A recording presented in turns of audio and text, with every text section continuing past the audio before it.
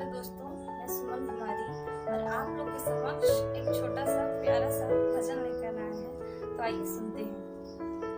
रजत दशरथ जी की चार गुलाल नवारामा, रजत दशरथ जी की चार गुलाल नवारामा, चारों जना खिली लनया हीरा देखत नीक लागी हे राम, देखत नीक लागे हे राम। एक सट मरली रामा, दूसर सट मरली रामा, तीसर सट घीले लाया का सके कोइया अचरा गिरे हे राम। तीसर सट खीले लाया का सके कोइया अचरा गिरे हे राम।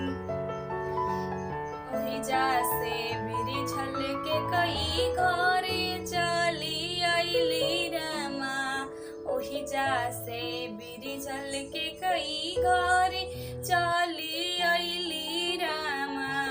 हथवा के लिहली के कई कलम दवतिया रामा, लिखेली तिला का देवड़िया जनिला हे राम।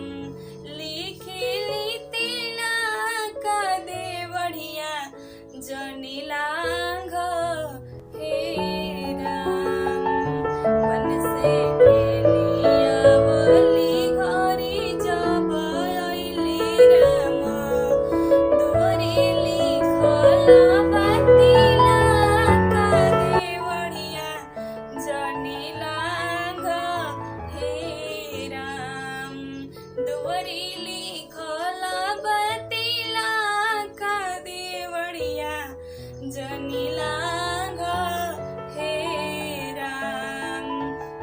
बने के आइल रामा, बनी चली गइले रामा, पिछवा से भरत लिया मन चला हो भैया। घरवा छुटेला पिताजी के प्राण हे राम, चला हो भैया। घरवा छुटेला पिताजी के प्राण हे राम।